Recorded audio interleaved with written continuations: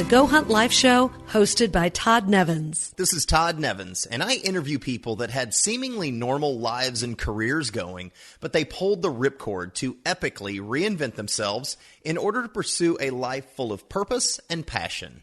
This episode is sponsored by PrintDirtCheap.com. Jeff Chrisman, the founder of Print Dirt Cheap, and the crew there are rock stars when it comes to delivering top-quality printing at a cheap price. If you've met me in the last 3 years and I handed you a business card, it was printed by Print Dirt Cheap. They're my online digital printing company for everything. They do banners, company letterhead, a ton of direct mail pieces, funky decals, even menus for restaurants. Over 30 categories of printing products, and yes, business cards. And they do it fast, and they do it cheap. Jeff has streamlined every little aspect of the business to provide the perfect user experience, delivering the best product in the industry. I have personally been to the offices, and I have seen it firsthand.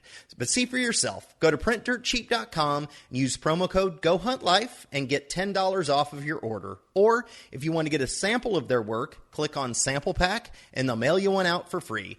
Go to PrintDirtCheap.com, use promo code GoHuntLife for $10 off of your next print job.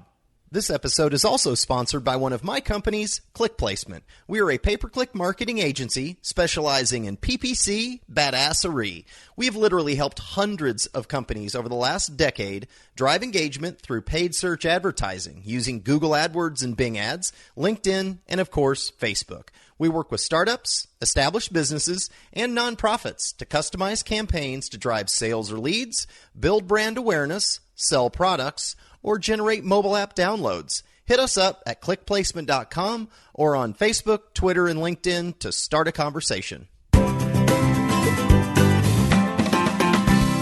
lot of our friends were at the life stage where they were starting to have kids, and we had bought a house. We were like midway through our repayment. We had cars, we had family, we had a great church. We were like 5 minutes away from the beach with amazing waves. And we lived in this town for our whole lives, 26 years. We didn't really know what was next. Like, we didn't really want kids. And we both had European passports. We were like, well, we should do this. So we went on a Euro trip, a 4-week Euro trip around Italy, Germany, and the Netherlands. And when we got to Amsterdam, it was like we just came home. We'd never been here before.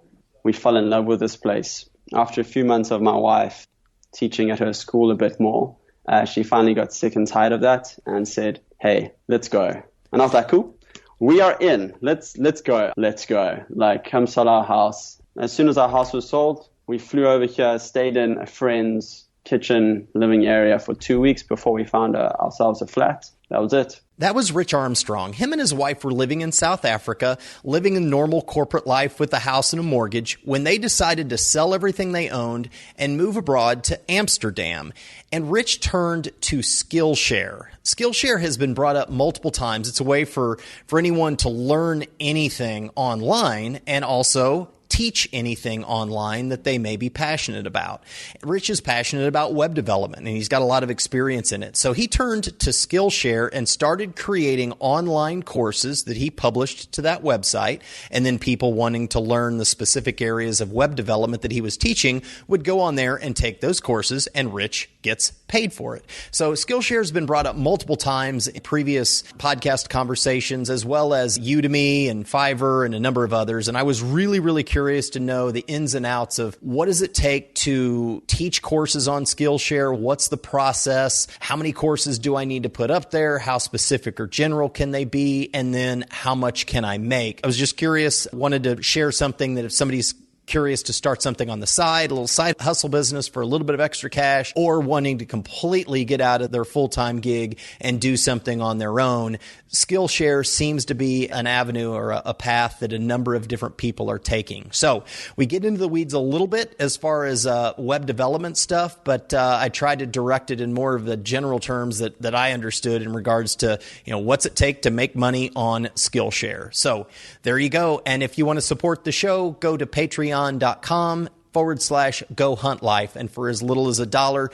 you can support the podcast. Thank you. And here is my conversation with Rich Armstrong. Rich Armstrong, thank you for joining me today on Go Hunt Life. Cool. It's an absolute pleasure. What city are you in and what are you looking at? What's your view? Like my view outside my window right now? Yeah.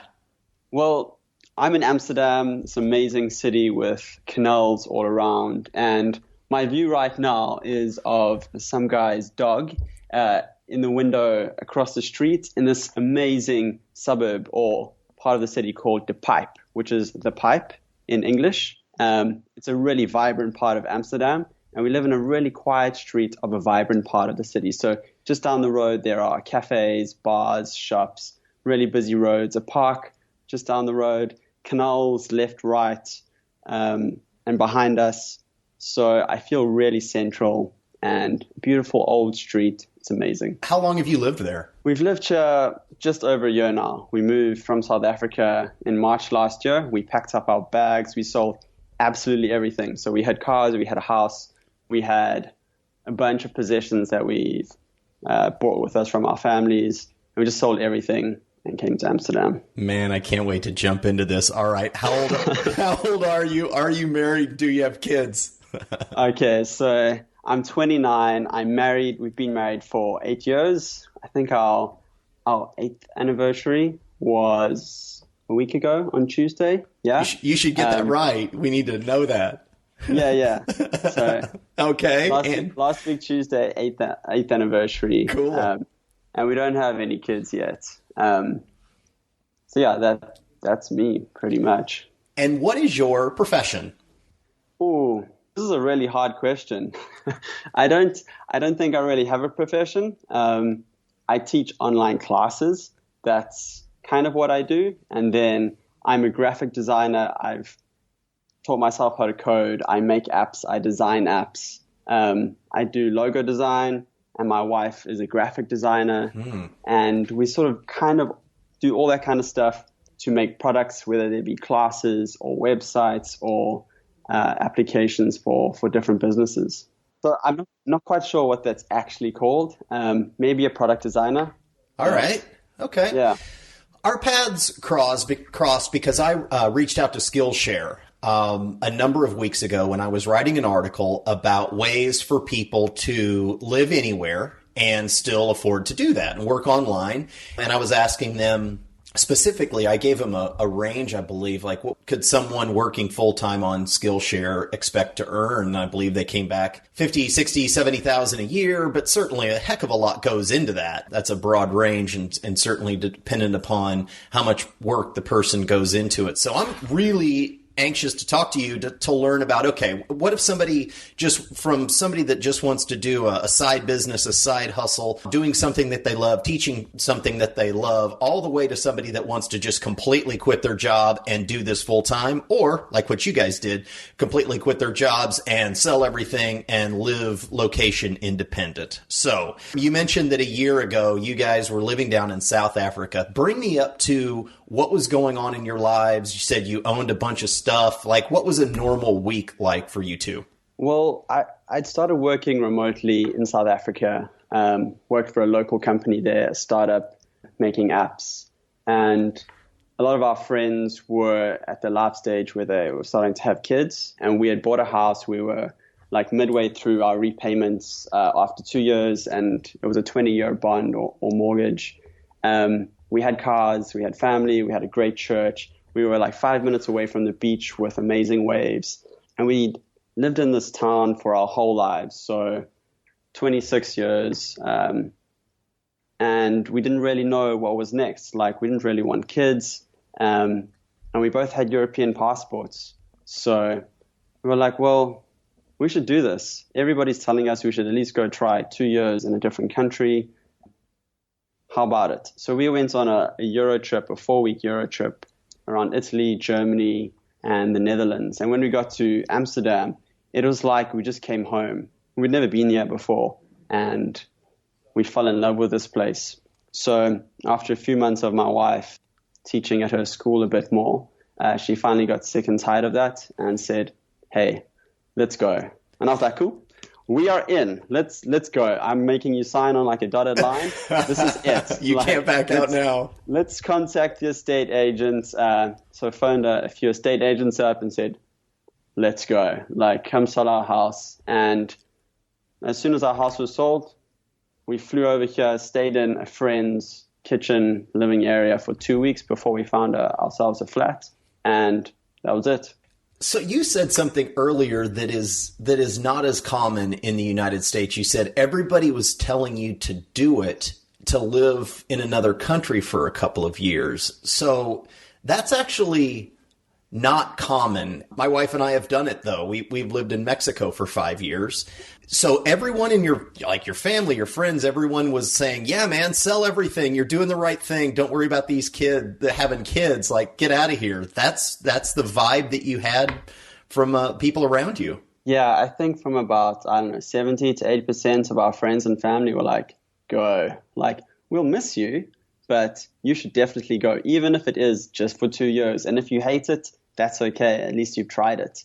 We had some friends who were like, yeah, the grass is greener where you water it. But at the same time, we weren't leaving because we didn't like where we lived. We absolutely loved South Africa. We loved our city in Durban. And we even had a friend who was like, yeah, I don't know. Hey, I wouldn't do that. I don't know what you're doing. But he was one of, 100 people. Oh, the rest of our friends and family were like, go. My dad's from England originally. He came to South Africa, set up his life in South Africa. So he's traveled. He's moved country and set up his life in a new country.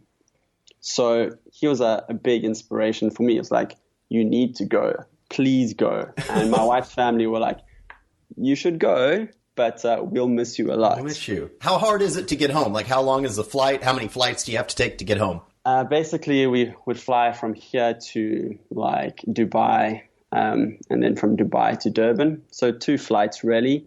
And from door to door, it's like 24 hours, unless there's delays. So it's pretty gnarly in terms of flight time.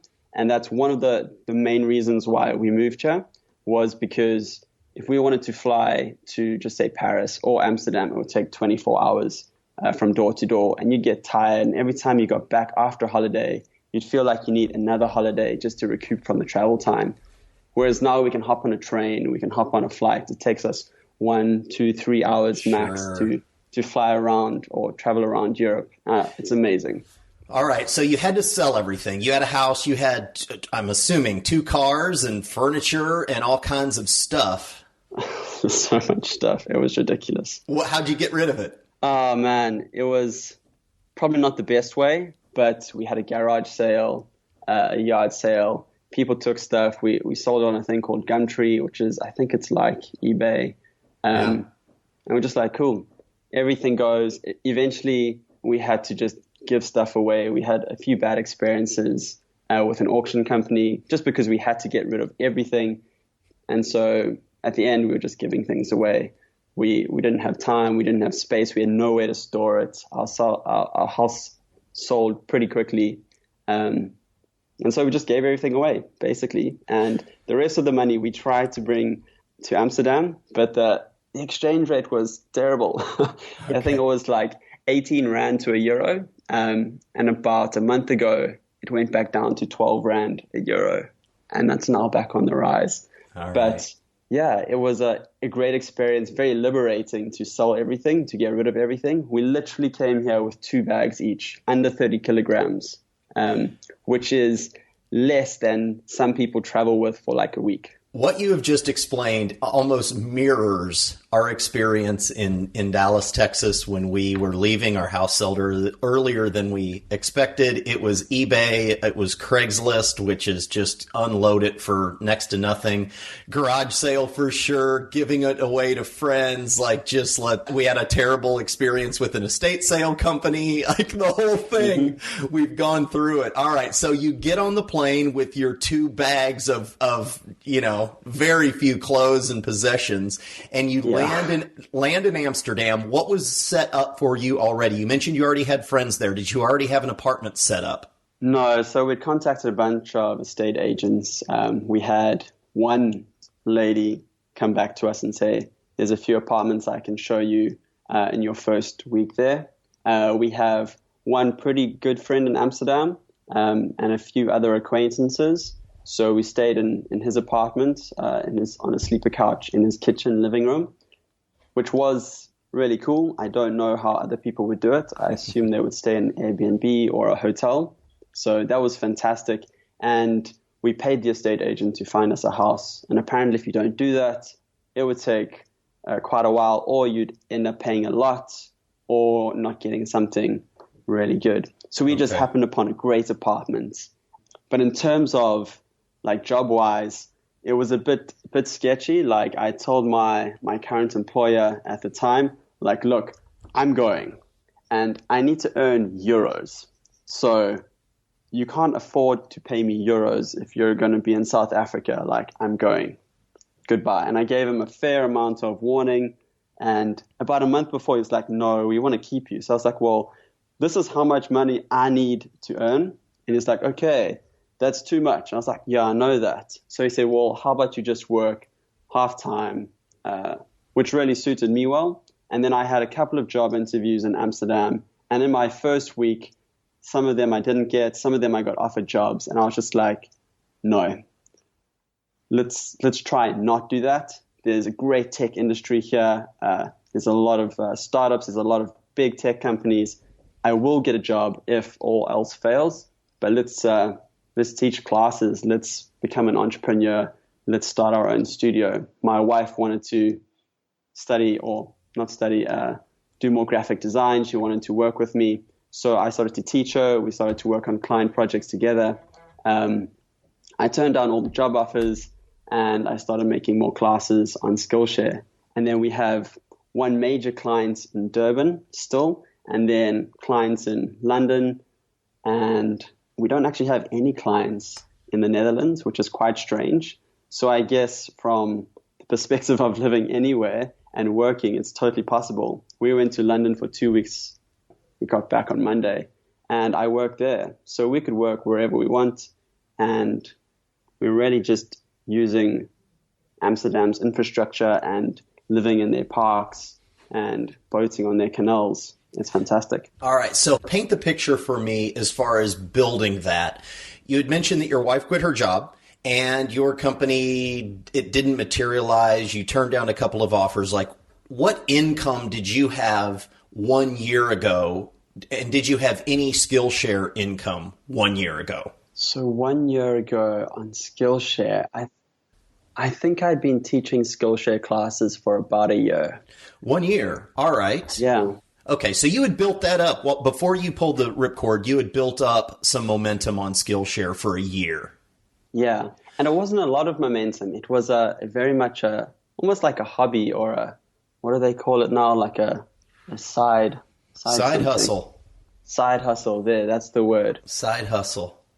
And it was exactly that. I thoroughly enjoyed it, but it took some time to create classes, and sometimes it was a hit and miss. So one class would do phenomenally well, and another class that I put an equal amount of time into would just not do well at all. So I was a bit hesitant to go into it full time, not knowing exactly how many people would be signing up, how much I would get paid every month. But then I would see one class would do super well. So in my mind, I was like, so if I can do this on a monthly basis, like create really cool content and classes for my students, then it will work out. Then I get to do what I love. I get to help people and I get paid to do it. Mm-hmm. It was just like, what job actually does that for you? Like, you help people, you get paid, and you help people, you get paid, you do what you love. It's amazing. All right. That is incredible, man. That's awesome. When you upload your first class, what is it? Okay, what did you teach and what is a class? Is it simply a 30-minute video where you roll from A to Z on a specific topic? Like, what does a class look like? What did your first one look like? Okay, so my first class was how to build a website. And I love this question. People ask it all the time. They say, how much does it cost to build a website? How long does it take? And I'm like, well, like, what is a website, Right. So for me, I taught students the basics of HTML, what a website is, and how to get it online. So you can teach that kind of stuff pretty quickly, but to teach somebody who doesn't understand what a computer is or how the internet works in a really simple way is really hard, but also really important, because you don't want to be explaining what a .html file is. And even if you say like hypertext markup language, like that means absolutely nothing. You know? So it's like, okay, just put a little square bracket thing here. I'm not going to tell you what it is because the internet's full of information on that, but this is how you do it. And this is the real basics of making a website and getting it online for anybody to see. So I made it fun. They had to build their favorite character or cartoon hero's website. And I gave them the templates like, cool, put a heading here, put the interests here, let's make a list, let's put an image. And then I taught them CSS, like this is how you make different colors, different fonts, change the width, give it borders, that kind of stuff. So really simple and something that wasn't like, this is my portfolio, this is my website, it needs to be perfect. It's your character, your cartoon hero's website. So even if it looks really ugly and they use Comic Sans, it's still okay. It's a their cartoon hero's website. And people love that. And the way I did it was I did handmade typography in the class, which I explained things like I drew things on the screen for them, which made it really approachable as opposed to matrix kind of stuff with a whole bunch of code on the screen. Sure. So I mixed like hand-drawn elements with coding, which seemed to go down really, really well. In your videos, is it only what are you standing in front of a dry erase board drawing this out? Or are the images on a computer and it's a video that they're just watching on their own time? Yeah, so it's a video that they watch on their own time. Okay. And I'm petrified of actually standing in front of a video. I'll get better, and I hope to get better, but it's all screencast. And then I studied motion graphics and animation. So where I can, I just do motion graphics and take things into Photoshop and After Effects, and then overlay that on the screen. So that's really easy for me and a great benefit to making classes that I don't have to be in front of the camera. What you explained as far as teaching someone that doesn't know anything about programming or coding to build a website, I've built websites, WordPress websites, and what you just explained to me was way over my head. Like, why are you not, what about just building a Shopify website or a WordPress website that is a lot easier? It's not drag and drop, but it's a lot easier than worrying about brackets and code and stuff. Because I don't like Shopify and I don't like WordPress. All right. That's a real simple answer. Okay. I absolutely hate working with, and I have done in the past, but I absolutely hate working with frameworks. I'd rather build everything from scratch. And I'd like to say my style is handmade code or handmade websites. Wow. So I know exactly what's going on at all times. And I guess as a designer, because I come from a design background, and I think a lot of people on Skillshare are designers and illustrators, they want things to work, So they may like download a template or work with a theme on Shopify or WordPress, but then they want something to be exactly how they want it to be because they're a designer. Like they want things to be pixel perfect. So how do you do that? Like, how do you even understand what's going on a WordPress site or on a Shopify site? So I wanted to equip them with how to code so that if they did go the WordPress Shopify route, they would at least understand what a theme was, what's actually going on. And if they wanted to make changes, they could. And if they didn't want to do that, they could literally build their own website really quickly, actually, just by knowing some HTML. Okay, so you now have, all right, so you put up that first class. I think you now have 8 classes up on Skillshare. Is that right? Is it 8?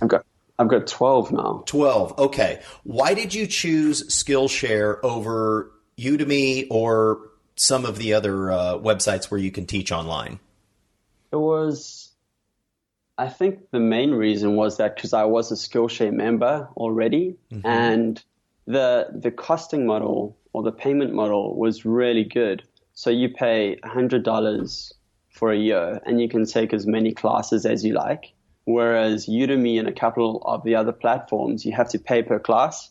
So even though a class may be 30 hours long on Udemy or another platform, I don't know if I'm going to get any value.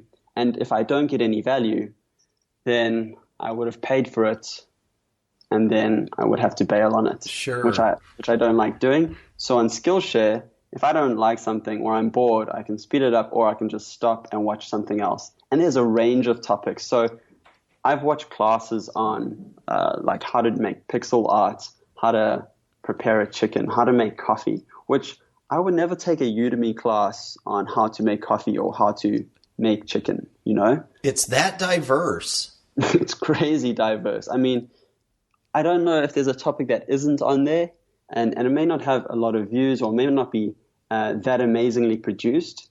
I mean, most of the classes are on illustration or creative kind of stuff, photography, design, building websites. Mm-hmm. But there is a range of topics. And that's what I loved about Skillshare, is that you could literally learn anything. So I learned how to make an iPhone app on Skillshare. All right. And I learned how to do a bunch of different design things. I started learning how to do some 3D stuff last year. So the range of topics is just phenomenal. And then I got an email from the Skillshare folks, and they said, cool, we're running a competition. And that's one of the things that really motivates me is competition. So they said, cool, you can get a marketing feature if we like your class. And even if you don't get a marketing feature, you get, I think it was like $50 or $200 just for publishing in a month. And I'd been wondering about the idea of becoming a lecturer, a graphic design lecturer at the time. And I'd seen people stand over my shoulder and just be like, I can't understand how you understand this code. Like, it just looks like a whole bunch of matrix stuff.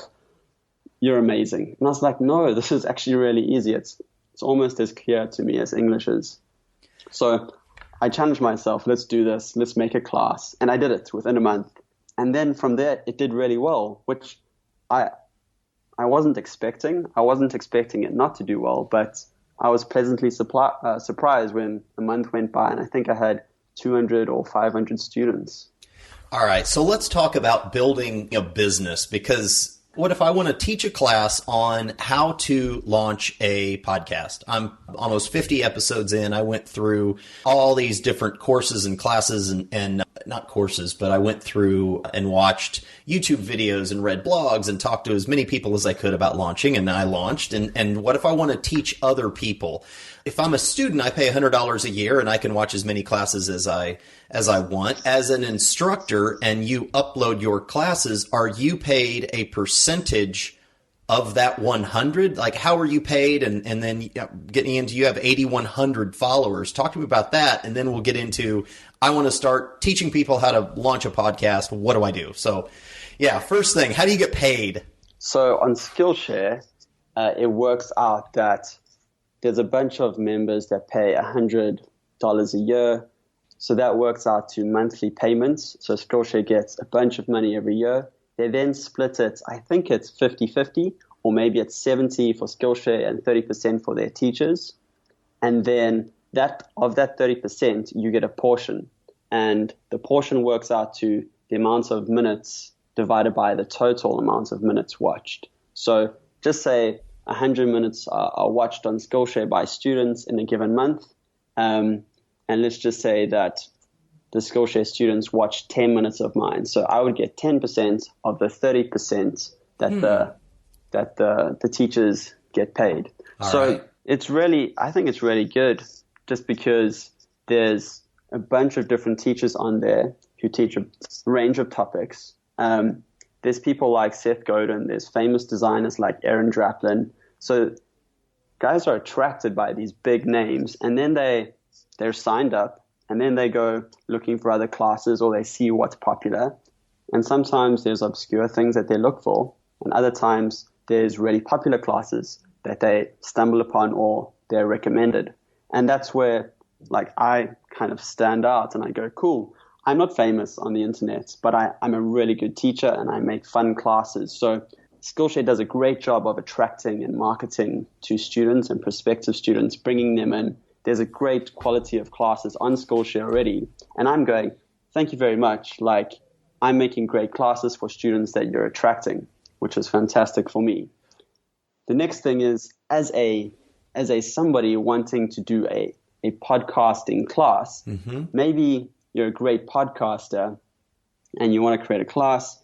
There's a big link at the top there that you just click on and say, teach or create a class.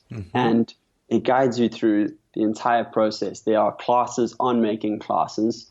There's monthly challenges that they guide you through, like every step of the process. So from outlining what you're going to teach, what is in each lesson, is it going to be a headshot or a talking head? Is it going to be a screencast? Are you going to show what you're doing with your hands? Are you going to show references?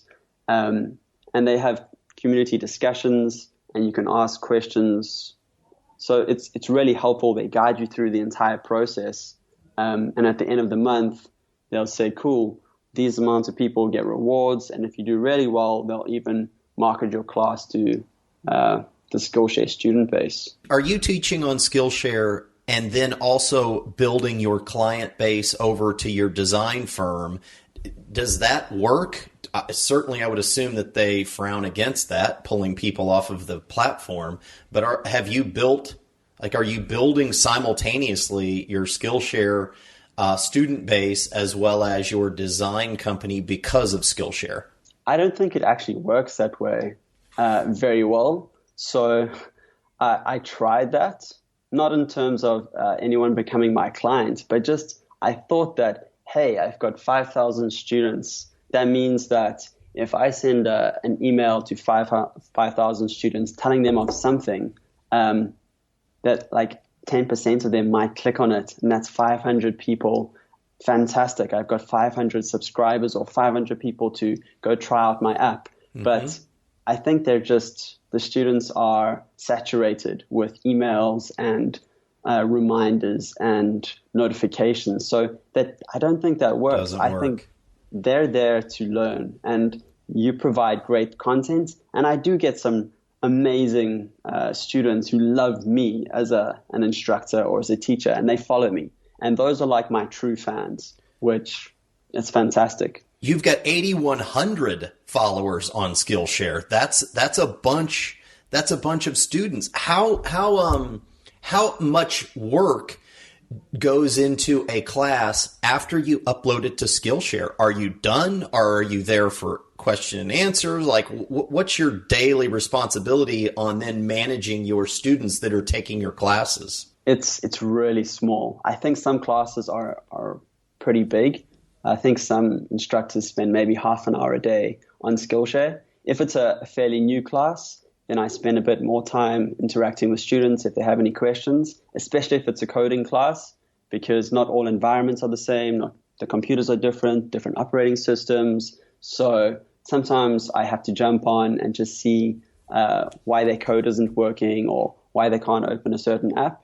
But with the design programs or the design classes, it's fairly hands-off. I try to encourage every single student that creates a project, which is really cool about Skillshare. They encourage you to create a project rather than just learn.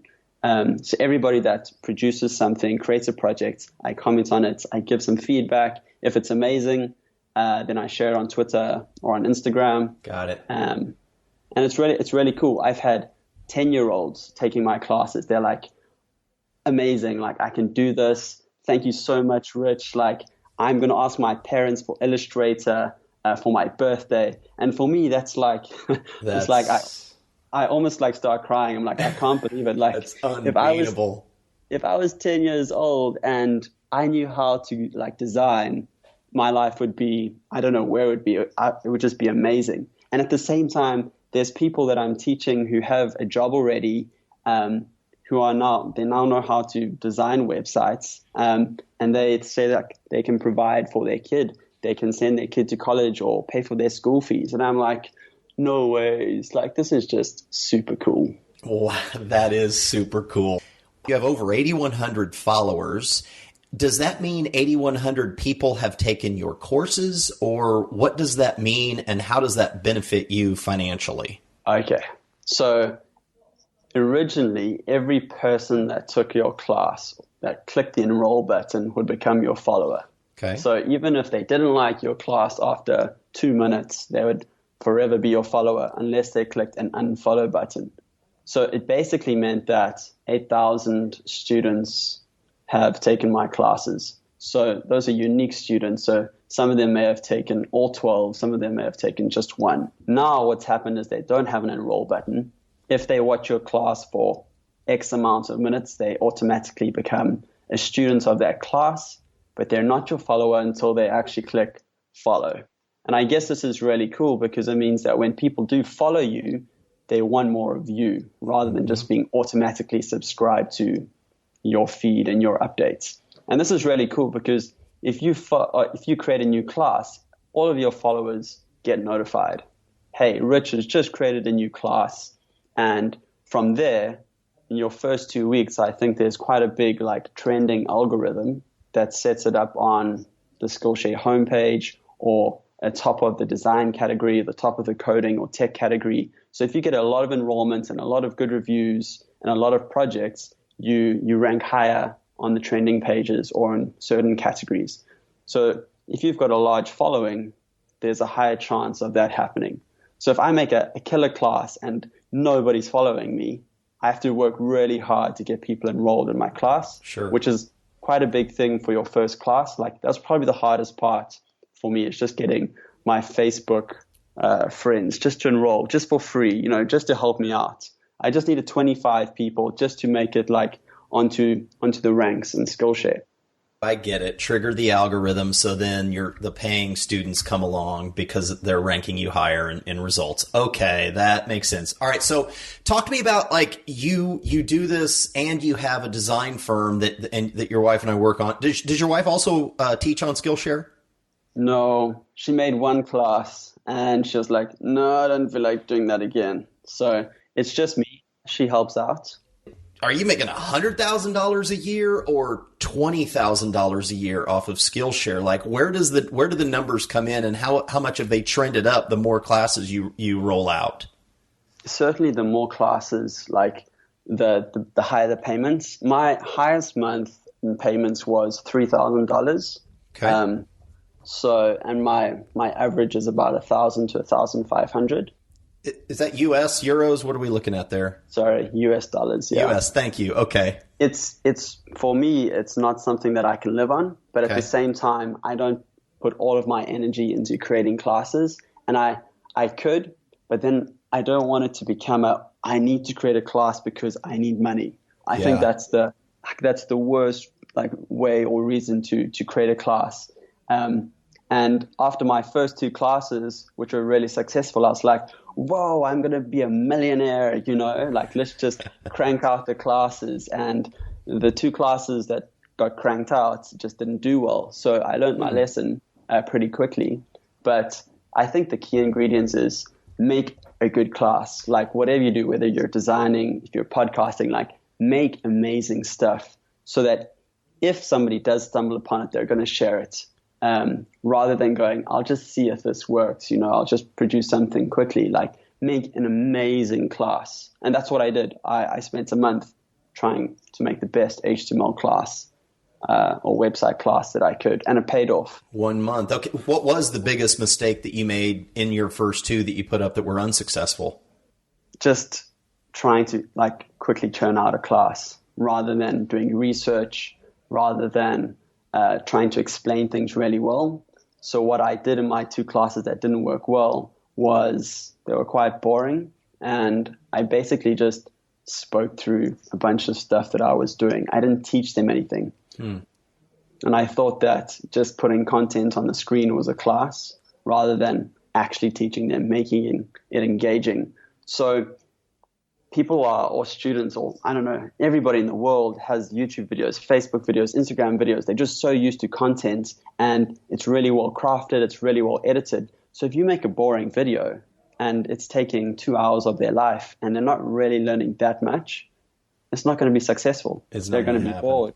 There's way more content out there that's way more engaging, even if it's not educational. You're competing with Netflix. You're competing with a whole bunch of YouTube channels. You're competing with Facebook, Instagram. So if it's not engaging, if it's not providing value, it's a bad class, and you're not going to get positive reviews. You're not going to get paid. Yeah. So you don't have to pay Skillshare. You can put up a class for free. Is that right? Yeah. So if you're a teacher, you can create classes. You just can't take the premium classes. But I've got a pretty sweet deal. Since I've been on there, I think one of the challenges was you win a year's worth of Skillshare membership.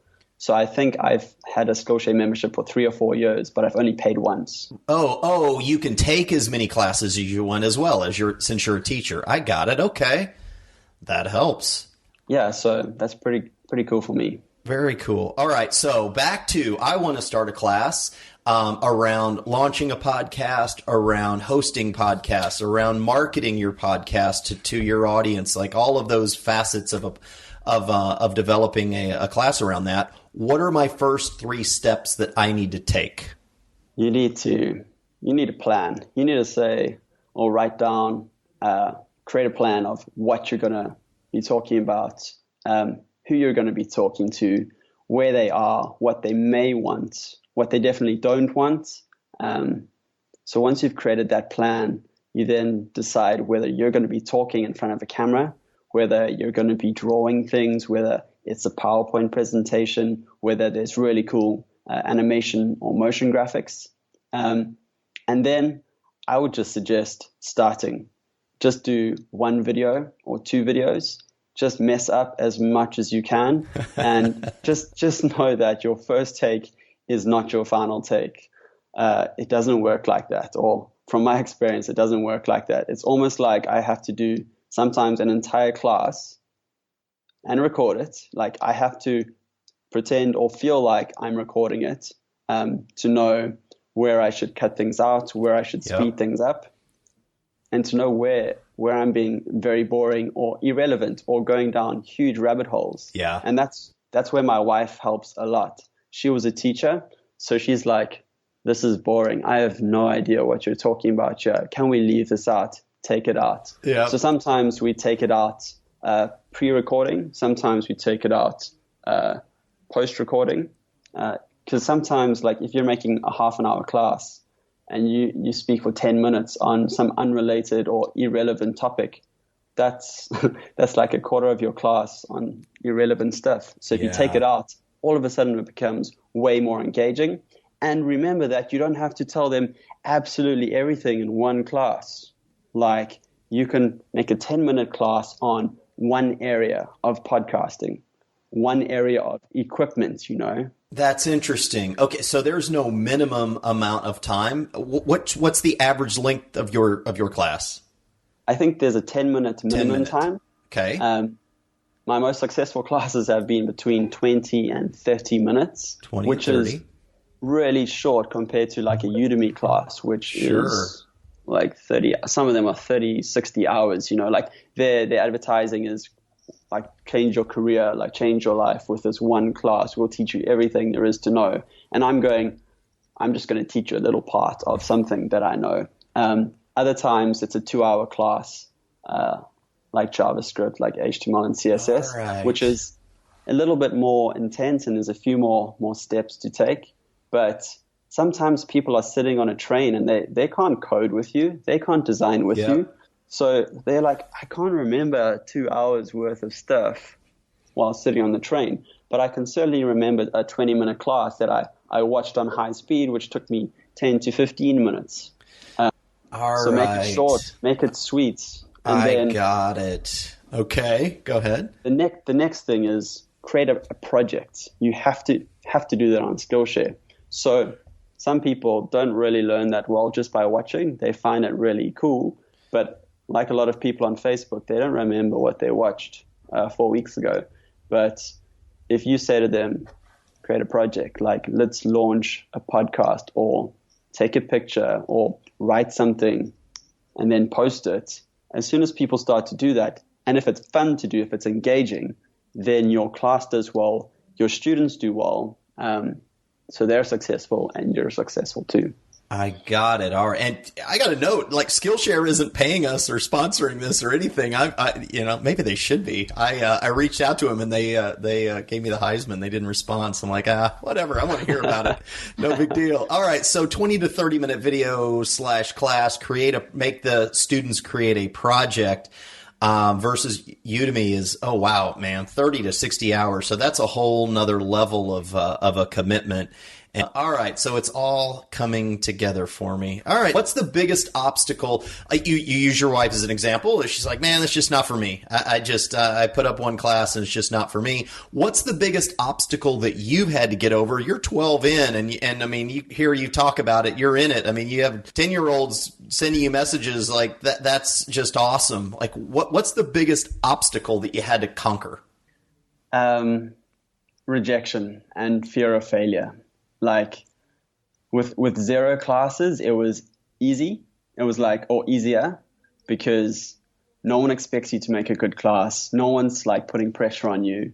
So you make a class, and if it sucks, well, you're like, okay, that sucks. That's not for me. Yep. If it does well, your next class, you have this pressure on yourself, and people are pressurizing you like, can you please teach me this? Or can you please teach me that? And you're saying, yes, no, maybe. And then you're thinking, okay, this one also needs to be as good.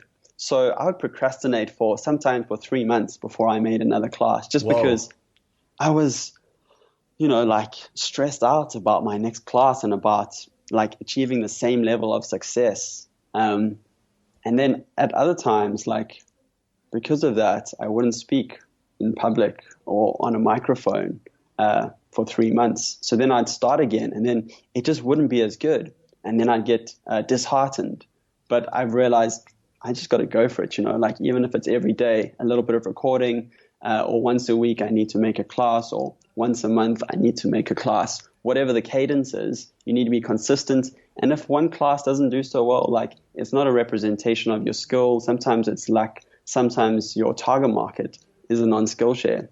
So that's been the biggest thing for me, is that fear of rejection, fear that my class is just not going to do well. Which is kind of weird, because if you don't try, like you definitely won't win. Whereas if you try, hey, you may get a class that gets 5,000, 10,000 students.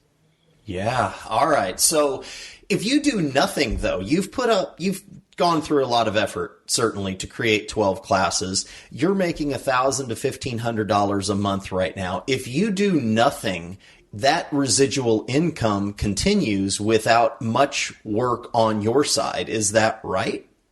Yeah. So I think if you got one class, it doesn't really work out. Yeah. Like it peters off fairly quickly. Yep. But if you've got 12 classes and somebody new comes onto Skillshare and they take one of your classes and they like it, hey, they've got 12 more or 11 more that they can take right off the bat. And even if they do it one after the other, or if they take one a month, that's really cool. So one of the biggest things that Skillshare are trying to drive is to build a channel. So you build a bunch of classes that people can take over time. So if they really like your teaching style and your content, they can just enroll in all of your classes over a period of weeks or months. Yep. So at the moment, I think I published a class maybe 2 months ago, and I've always got like a billion ideas that I'm trying to work on at the same time, which is frustrating, but I should publish by the end of April again. So every time you publish, there is a spike in enrollments, but you do get paid monthly, and you get paid for the month before, which is also a little bit tricky, because you're like, whoa, my class is doing so well, and then you don't quite get paid as much as you thought, whatever. You don't get paid as much as you thought you would. Yeah. So you get dismayed again, rather than just carrying on creating stuff and creating stuff that your students will enjoy. And I think the money part of it trips people up, because a lot of people didn't start teaching because of the money. They started because they wanted to make a difference, because they had something valuable to teach. And when they got paid, they were like, whoa, this is amazing. And then as soon as you take the money away, a lot of teachers are like, that sucks. I'm over this, which is, it's not great. You need to be teaching because you love it, because you're changing people's lives. Got it. All right. What are you focused on in the next 6 months? You mentioned you're going to roll out a class here in the next couple of weeks. What's next? 6 months is really hard for me. I'm not a very long-term planner, but I think you may have heard of this thing called the 100-Day Project by this lady called L.A. Luna. I think that's her name. No. So So what it is it's a 100-day project where you post something every single day, which I'm a firm believer in. One of my classes I think it's called random doodling, where you take 10 random words and you doodle something based on one of the words for 10 days or 100 days or however long. And this process of creating something every day for 100 days is amazing for creativity, for whatever skill you want to learn. So if you want to learn how to build a website, if you want to learn how to podcast, if you want to learn how to draw, just by doing like 5 minutes every single day is way more beneficial than going, okay, this weekend, I'm going to spend the entire weekend learning a new skill. And then for 4 months, you don't do it again. And then you go, okay, I'm going to do this thing again. It just doesn't work that way. So what I'm doing is I'm trying to make a new app. It's called the Giz Machine. It's really weird.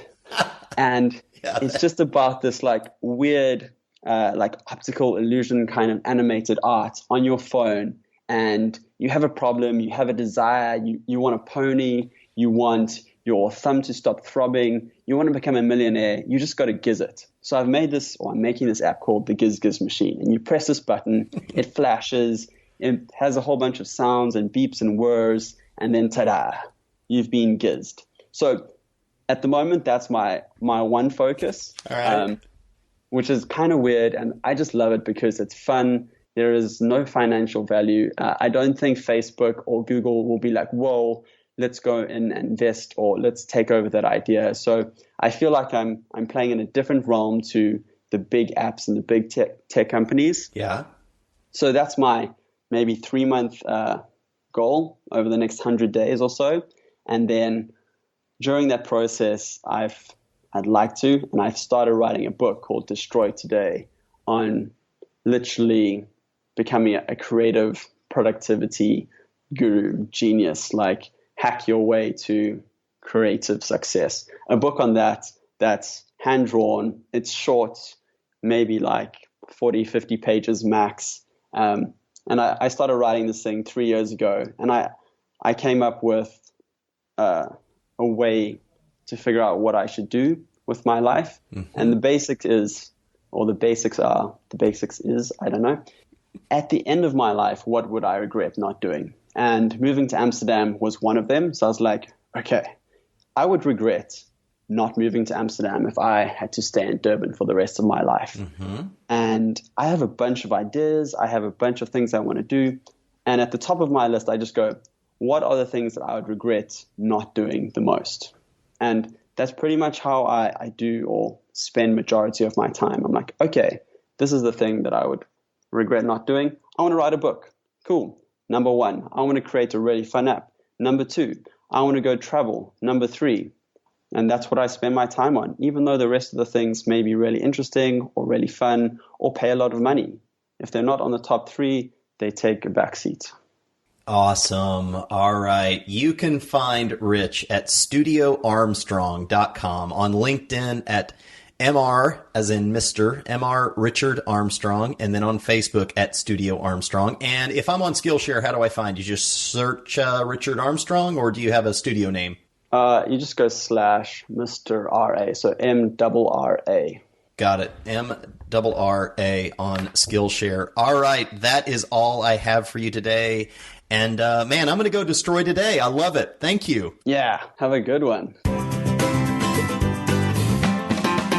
Don't forget to hit up the rock stars at printdirtcheap.com. Use promo code GoHuntLife for $10 off of your next print job. For fast, cheap, and high-quality online printing, it's printdirtcheap.com. Hey, Life Hunters, thank you for listening to this episode of Go Hunt Life. If you like the show and would like to support it, go to iTunes and do this. Subscribe to the show, leave a rating, and review it.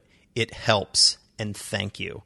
If you or someone that you know has quit their normal life to follow their dreams, I would love an introduction and maybe interview them on the show.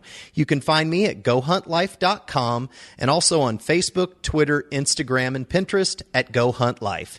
Until next time, stay weird, dare greatly, and ripcord out.